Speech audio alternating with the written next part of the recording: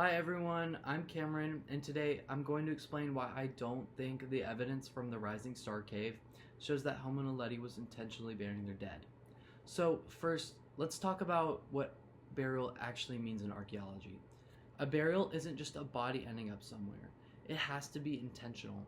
That usually means the body was placed in a prepared space, sometimes with grave goods, and it shows kind of symbolic or cultural behavior. Dr. Hodgkins talks about this in her article. She says that burials require deliberate action and context. So, with that in mind, we can look at Rising Star and ask, does what we see really fit that definition? For me, the problems start with the sediment evidence.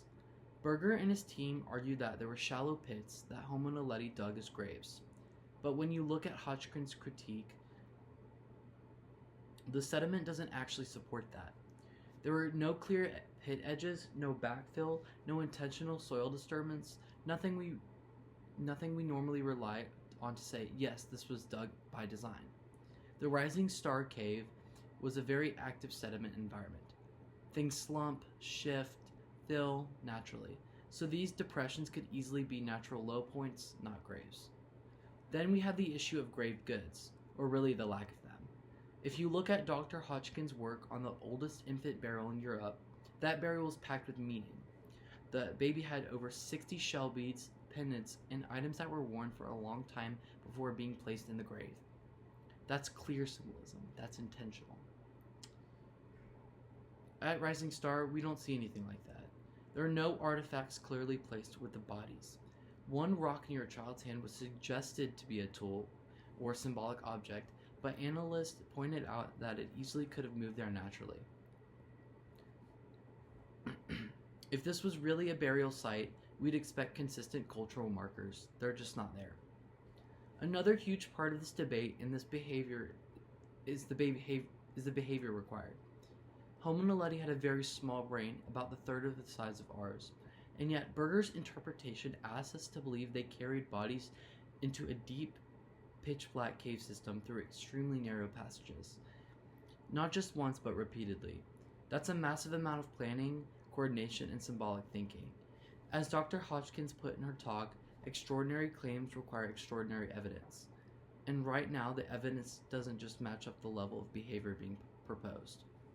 So, if this wasn't burial, what could have happened? There are several alternatives that honestly make way more sense. One possibility is simple disposal, kind of like catching bodies in a place where predators couldn't reach them. But disposal is not the same as burial. Another idea is that individuals became trapped or entered the cave seeking shelter and died there. The cave is incredibly dangerous and wouldn't take much for someone to slip and fall. Over time, bodies could accumulate without intentional ritual behavior. And it's not just me being skeptical. A lot of scientists have raised concerns.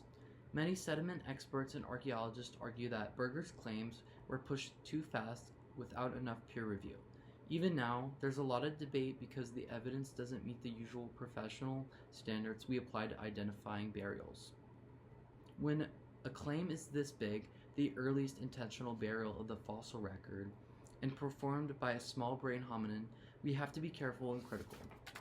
So to wrap up, we have to compare Rising Star to confirmed burials like the Italian infant burial, which has symbolism, graved goods, clear stratigraphy, and intentionality. Homo naledi just doesn't match those standards. There's no clear grave pit, no symbolic artifacts, no cultural patterning, and the behavior required seems far outside we'd expect from this species. More straightforward explanations fit the evidence much better. For all these reasons, the idea that Homo naledi was intentionally burying their dead isn't well supported right now. Thank you for listening.